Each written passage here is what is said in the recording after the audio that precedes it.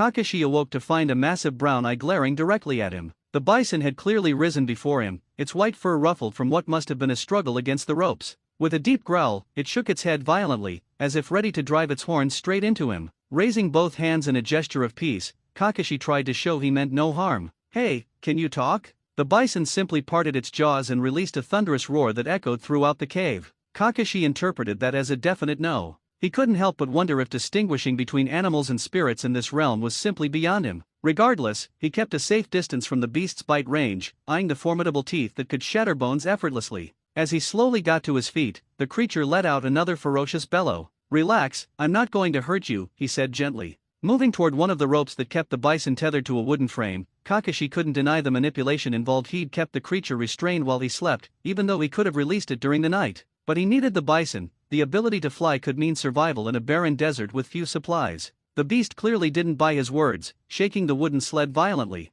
It thrashed in fury and fear, its broad tail slamming against the cave floor. Kakashi crouched beside one of the ropes, staying just outside the range of the creature's head but close enough for the bison to see him out of the corner of its eye. Producing a kunai, he swiftly cut through the cord binding its neck. The abrupt release of tension made the bison lift its head, ceasing its frantic movements. It turned to face him directly, but Kakashi held his ground, unfazed. Their eyes locked, his own dark gaze meeting the bison's deep brown. With open palms raised again, he said, "See? I didn't hurt you. How about I cut the rest?" Maybe he was losing it, speaking to a creature as if it were human, but hanging out with his ninkin had made such behavior second nature. Though the bison remained silent, it snorted a gust of warm air that ruffled Kakashi's already unruly hair. Somehow, he could tell the beast still had its doubts, but was open to giving him a chance. He moved from one rope to the next, slicing through each with precise swipes, ensuring not even a scratch was left on the animal's skin. Once freed from all restraints, the bison got to its feet and began backing out of the cave.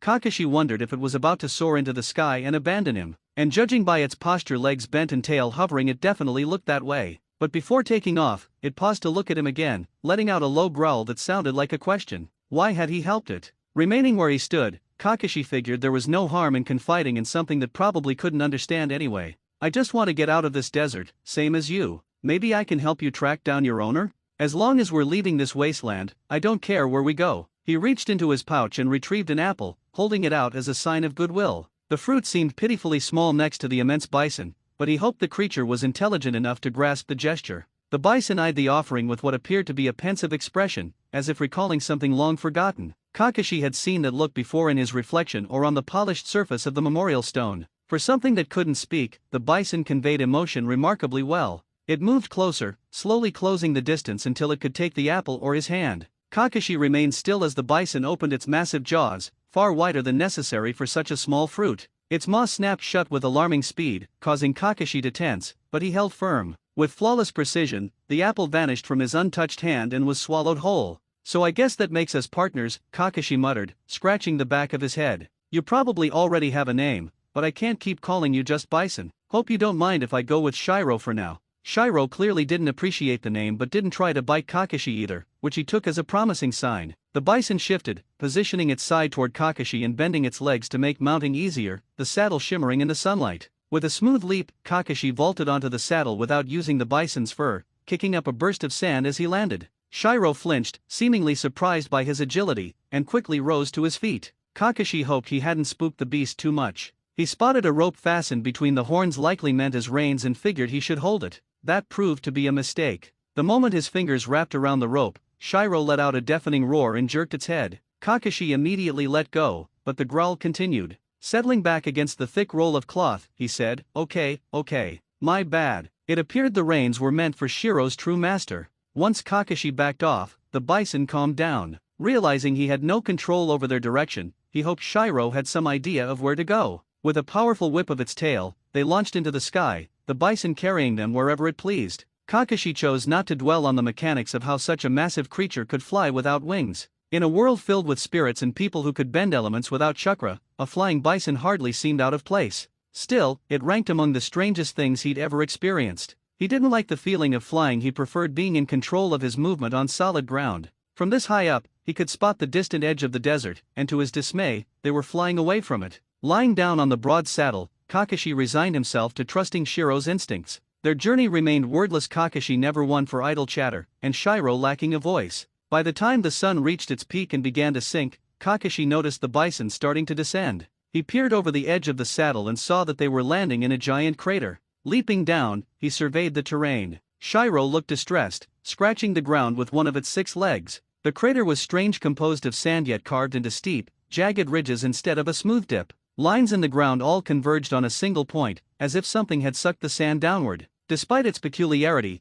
Kakashi found nothing significant there. Still, Shiro collapsed with a groan, eyes closing in evident sorrow. This might have been the place where it was separated from its master. Kakashi cautiously stepped forward and placed a hand on the arrow-shaped marking on the bison's head, stroking its unexpectedly soft fur. One eye fluttered open, staring at him wearily. Petting the large beast brought memories of his Ninken flooding back, especially Pakun, his loyal pug companion. Kakashi missed them dearly and wished he could summon even one of them, someone familiar from his own world. He imagined this must be how Shiro's owner felt. With that thought, he silently pledged to reunite Shiro with its rightful partner. "Come on, we can't stay here forever," he said to the mourning bison. Shiro only groaned in response. "We're not going to find your owner sitting around. The longer we stay, the farther away they could get." At those words, the bison slowly rose. "That's the attitude," Kakashi said, leaping back onto the saddle. "Now let's track down somewhere with real shelter. My supply of fruit and water won't last long with you around." They took to the air again, this time heading toward the sliver of green visible on the horizon.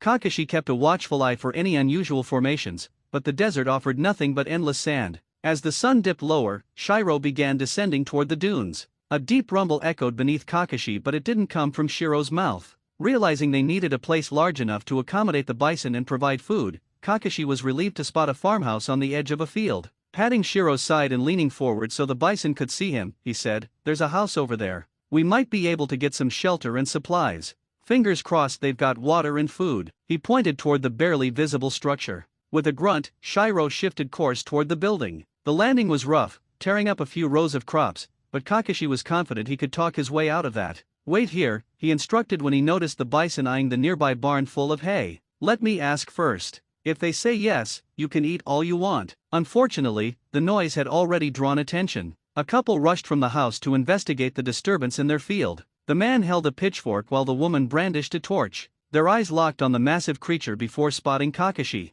They both shouted in alarm, waving their tools at Shiro. The bison responded by rearing up and roaring in challenge. Kakashi stepped between them, hands raised high. "Please wait," he called out, praying they could understand him despite his butchered accent. "We mean you no harm." The man slowly lowered his pitchfork, and the woman gradually stopped screaming. Who are you?" the man asked uncertainly, his gaze flicking to Kakashi's wild silver hair. "I'm Kakashi, and this is Shiro," he said, motioning to the now grounded bison. "We're just looking for a place to rest and something to eat. We were stuck in the desert and only just made it out." The farmer eased his weapon further down but didn't fully lower his guard. "I'm sorry, but we don't have enough to feed both you and your animal." Kakashi knew the bison needed food. Without it, they weren't going anywhere. He bowed deeply. "I beg you, let us stay just for tonight. I'll fix all the damage and more. I'll work as long as it takes. You don't even have to let me in the house, I'll sleep in the barn. Just please, some hay for my bison." At the sound of the possessive tone, the bison lets out a deep rumble.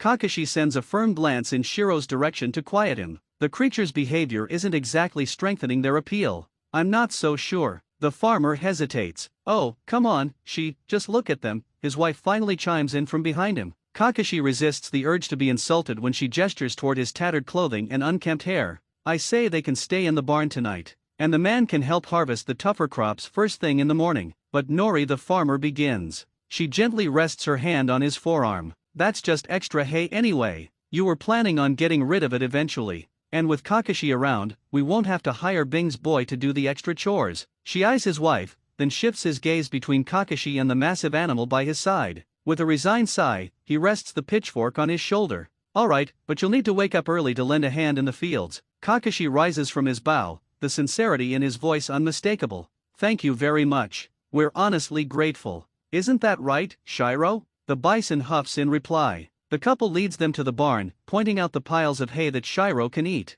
Nori even returns with a plate filled with cooked vegetables and meat for Kakashi. In return, he hands her a few silver coins. She tries to refuse, saying he's already agreed to work, but Kakashi gently insists she take them. While Shiro contentedly chews on the wheat, Kakashi sits and eats his own meal. Still, part of him longs for a night at Yakiniku-Q, enjoying his favorite dish while surrounded by his fellow Jonin instructors. He misses the sound of sizzling meat on the grill, the laughter and chatter as they boasted about their respective teams. Asuma and Kurane would always sit close together, while Kakashi balanced out Guy's relentless energy. Now, however, he finds himself sitting in a barn, staring down at an empty plate. He sets it aside and leans back against the closest wall. Kakashi pulls off his head wrap and tucks it into his pack. He no longer needs it now that they've left the desert. His rice hat still hangs loosely around his neck, secured by its string. A low grunt pulls his attention back to Shiro, now fed and hydrated. The bison lies on its side, facing him calmly. "What's the matter?" Kakashi stands and walks over to check on his partner.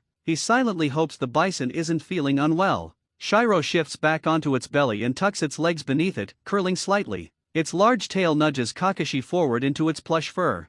"Feeling a little lonely?" Kakashi asks with a hint of humor. But deep inside, he knows the comfort is more for him than for the bison. Even after all he's seen of Shiro's intelligence, the creature still manages to surprise him. With a sigh, he slides down to lean against Shiro's warm body. All right, he concedes. Shiro gives a wide, sleepy yawn, and Kakashi follows suit. He places the pointed straw hat back on his head, tilting it low to shade his face. "Good night, Shiro." The bison's steady breathing is the only response. For the first time in many nights, Kakashi sleeps without disturbance. The sun has yet to rise when she, the farmer, gently rouses Kakashi from his sleep. Though she appears slightly sheepish about waking him, Kakashi brushes off the concern with a wave. He glances toward his massive traveling partner and finds the bison still deep in slumber. A faint smile tugs at his lips beneath the fabric of his mask. Adjusting the rice hat on his head, Kakashi steps out toward the fields. The first task she assigns him is to replant the crops that were accidentally trampled by Shiro during their arrival.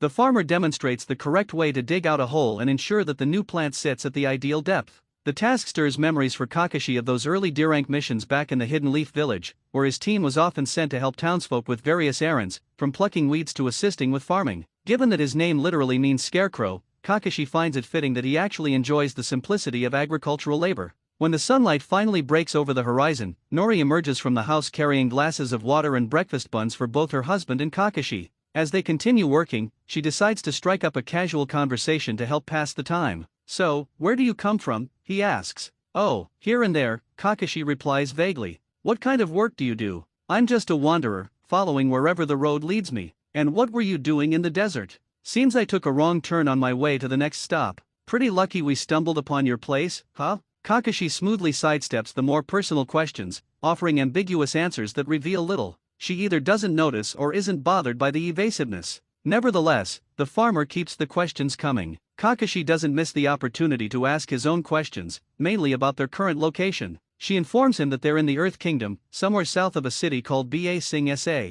It doesn't give Kakashi much to go on, but he figures Ba Sing Se must be the nearest major settlement to this quiet farm. Around midday, Shiro ambles out of the barn, chewing hay in a lazy rhythm. Kakashi gives the bison a wave, and Shiro responds by plopping down near the edge of the field, apparently content to observe the ninja fix the destruction caused by its landing. Dust clings to Kakashi's skin and clothes, and while the temperature isn't as harsh as the desert, the farm sits close enough to the drylands that the heat is still oppressive. What he really wants right now is a proper bath. Nori returns with lunch bowls of hearty meat stew and another serving of water. She explains that they're currently experiencing a drought, and the crops have been struggling as a result. Kakashi reassures her with a kind smile, saying the stew is delicious and more than enough for him. She laughs warmly and heads back inside. Later, when she leads him to a different part of the field to help load hay bales onto a cart, Kakashi seizes a discreet moment while she isn't looking. He quickly forms a few hand signs. Using a small amount of chakra, he positions one hand near his mouth, shaping it like a funnel. Suten, Suiden no Jutsu, water bullet, dot.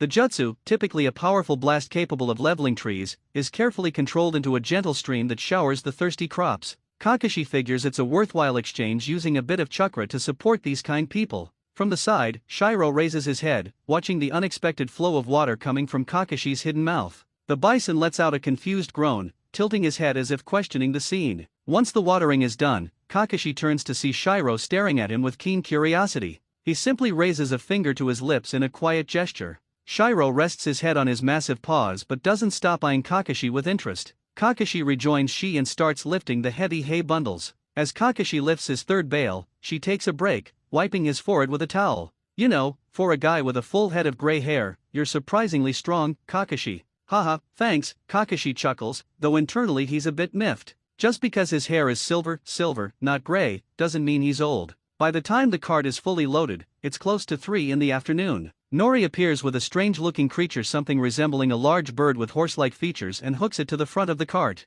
Kakashi tells himself he really should stop being surprised by the bizarre animals in this world. He bows once again. I truly appreciate your kindness and generosity. She waves away the thanks as Nori hands Kakashi a neatly folded bundle of clothing. You've more than earned it. Even Bing's boy doesn't put in this much effort. Wouldn't mind having you around more often if it meant getting this much work done. Nori presses the package firmly into Kakashi's hands, making it impossible for him to refuse. These belong to our son. He's working as a guard in BA Sing SE now, and they provide him with everything he needs. The pants might ride up a little, but the rest should suit you just fine. We threw in a couple of extra pieces too. As Kakashi accepts the gift, Nori leans closer and murmurs, and thank you for giving the crops a little water, too. Her awareness catches Kakashi off guard. She glances at her in confusion, wondering what they're whispering about. Nori simply covers her nose with a hand. But seriously, Kakashi, do all of us a favor and take a bath before heading off. All three of them burst into laughter, the men blushing slightly.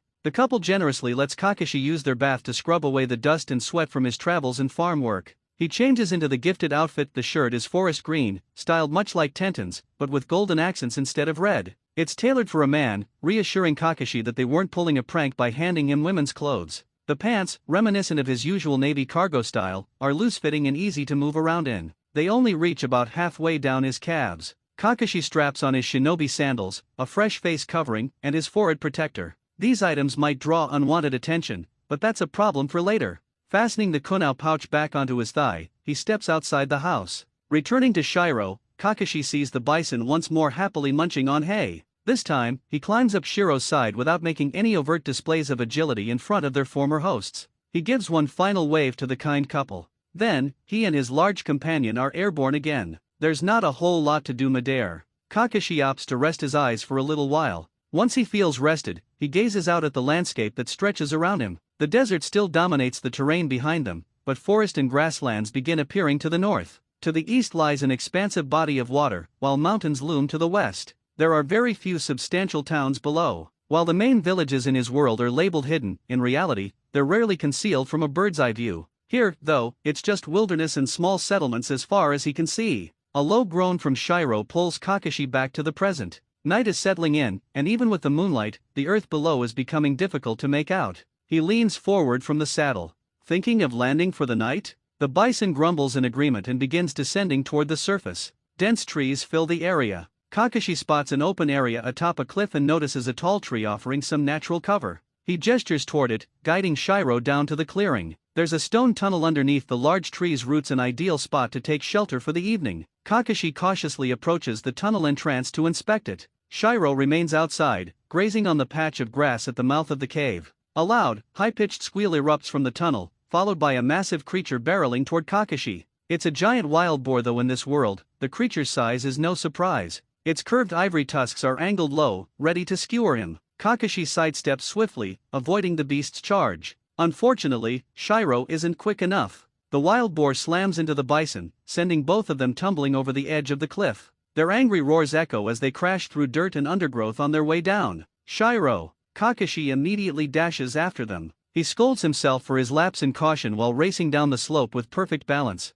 The trail left by the beasts is a mess of torn-up earth and trampled foliage. By the time the creatures part, Shiro has several thick brown quills lodged deep in his fur. It turns out the boar's bristly coat is made of sharp quills, making it some sort of porcupine hybrid. The two giants bellow and begin circling each other. Kakashi won't let the bison suffer any more injuries. He vaults over the spiny monster and hurls several shuriken with surgical precision. They strike the beast's tough face, eliciting a pained shriek. But a few overgrown quills deflect the weapons like hardened steel. Still, it's not enough to bring the creature down. Landing squarely between the two animals, Kakashi watches as the boar raises its head and charges once again. He leads it toward a tall tree standing nearby. Without missing a step, he runs straight up the trunk. The wild boar smashes into the base of the tree with such force that it splinters the trunk completely. Kakashi hops down just as Shiro staggers over to him. Suddenly, the boar vaults over the fallen tree and bites into Shiro's tail with its sharp teeth. White fur is torn and stained red. The bison bellows in agony,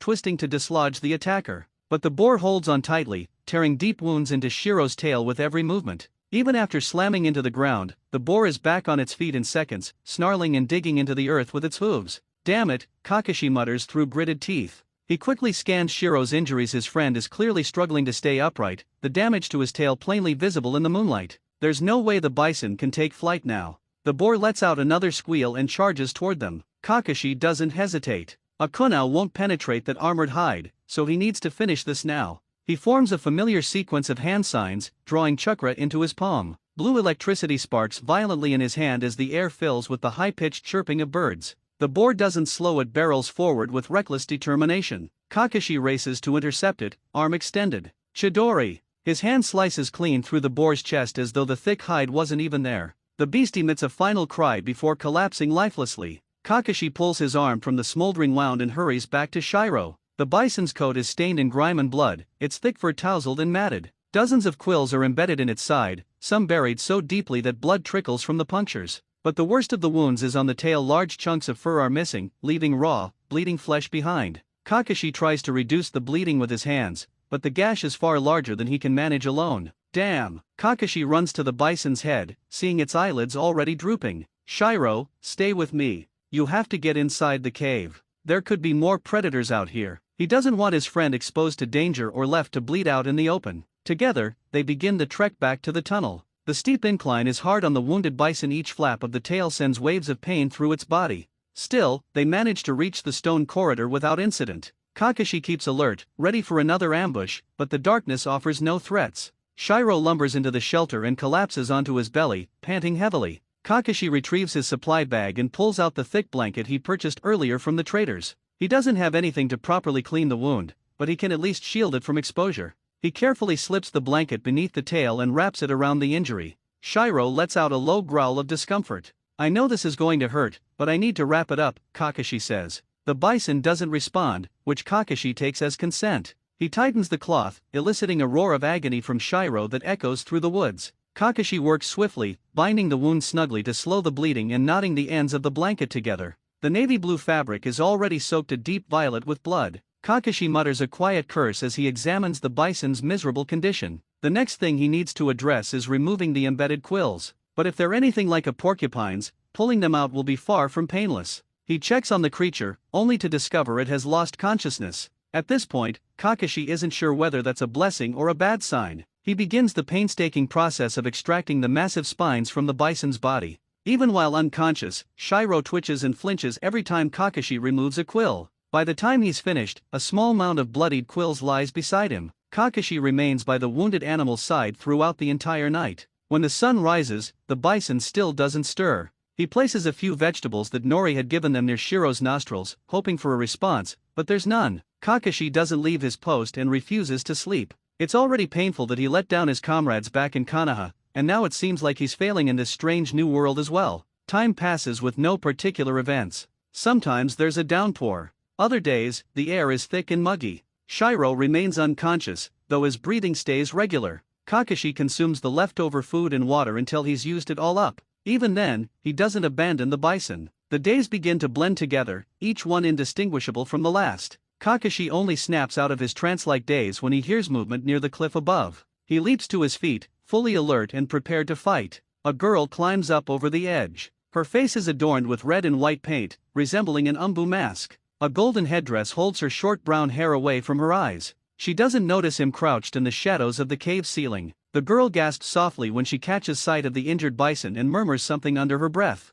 She climbs over the ledge effortlessly, despite the fact that her long green dress seems like it would get in the way. Kakashi's body tenses as she draws nearer and nearer to the slumbering bison. When she finally reaches out to make contact with his injured companion, Kakashi decides it's time to act. He cuts off the chakra flow to his feet and lands behind her without making a sound. In one smooth motion, he hooks a kunai around her neck. Step away from the bison. Rather than freezing like a civilian, the girl reacts instantly. She grabs a golden rod from her left forearm and unfolds it into a fan. With surprising speed, she swings it up to deflect his kunai from pressing any closer. Sparks flare as their weapons scrape against each other. Kakashi mentally scolds himself for taking her lightly. The girl spins away from him, repositioning herself between Kakashi and the bison in a guarded stance. Her gaze sharpens. What did you do to Appa? She demands. Kakashi shifts his kunai into a defensive stance. Who's Appa? The question only infuriates her further. She charges at him, slicing the fan's sharp edge through the air toward his head. Kakashi ducks under the strike and grabs her extended arm in one swift motion. She's skilled but not skilled enough to handle someone like Kakashi. He twists her wrist, making her drop the fan, then lifts her up and throws her to the ground behind him. Even then, he keeps hold of her arm, pinning it behind her back while planting his knee firmly into her shoulder. She struggles under him until he applies more pressure, causing her to cry out in pain and stop moving. Now tell me who Appa is, and why you think I harmed him. Kakashi hasn't seen a single soul in this forest until now. The girl glares at the floor. Appa is the flying bison you stole. And when the Avatar finds out, he's going to come after you. Oh, Kakashi remembers that Shiro wasn't his actual name. I hate to break it to you, but I've been the one looking after him. Not very well, he admits inwardly, though he keeps that thought to himself. What are you talking about? I rescued him from some guys in the desert who were planning to sell him. He's been flying me around while I search for whoever he belongs to. Kakashi loosens his grip on her arm. If I let go, will you promise not to attack me again? She considers it for a moment, then gives a nod. He releases her completely, and they both rise to their feet, now facing each other. She studies him carefully, her eyes lingering on his silver hair and the cloth covering his face. Who are you? She asks, lowering her stance slightly but keeping her fan at the ready. That's enough for Kakashi to feel the situation is under control. He returns the kunao to its pouch. He resumes his usual relaxed stance and gives her a trademark eye smile. Shouldn't you introduce yourself first? She narrows her eyes at him in suspicion. If looks could kill, Kakashi would already be on the floor. Suki. Her gaze shifts to the injured bison, and her expression softens. What happened to him? Kakashi. He gestures toward the bison, silently reminding himself to use the name Appa. We had an encounter with a massive boar after landing here. I tried to patch him up, but he hasn't woken up since. That explains the porcupine my group spotted in the woods. If she noticed the massive hole in the creature's chest, she doesn't mention it. How bad is his condition? He had dozens of quills stuck in him, but I pulled most of them out. The tail's in rough shape though. All I had was some cloth to wrap it up. Suki steps further into the cave, heading straight for the injured tail. She gently unwraps the fabric, revealing raw, inflamed skin. He needs something to clean the wound, some kind of ointment to kill bacteria.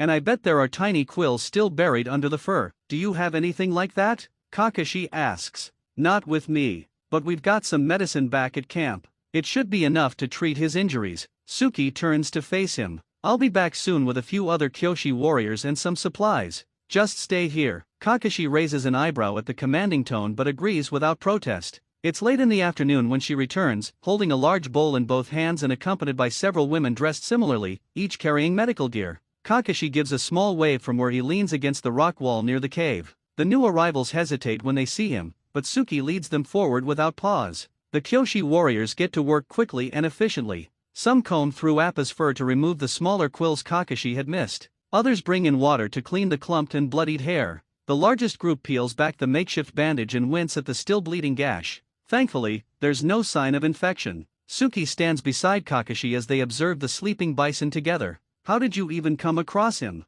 I was lost in the desert and stumbled upon a trader camp to buy food. Then some raiders showed up with Appa in tow, and I freed him. Just happened to be there at the right time. She wraps her arms across her chest. I met up with Aang a few days ago. He was heartbroken when he realized Appa was missing. Aang, that must be the Avatar and the bison's rightful owner. Kakashi makes a mental note of the name. He's headed for Ba Sing SA. You should be able to catch up with him there. Kakashi gives her a sidelong glance, surprised. You're willing to trust me with the Avatar's bison? I can't just leave the rest of the Kyoshi warriors behind, Suki replies, motioning toward the other girls. Besides, your story checks out with what we found in the desert. And after seeing what you did to that porcupine, I think Appa's in good hands. So she did notice the precise killing blow he delivered. Suki seems to expect an explanation, but Kakashi offers none. Back in Wan Shitong's library, he had read up on benders, hoping they might just be another word for shinobi. But he was mistaken. Benders can only command one element unless they're the Avatar, capable of wielding all four.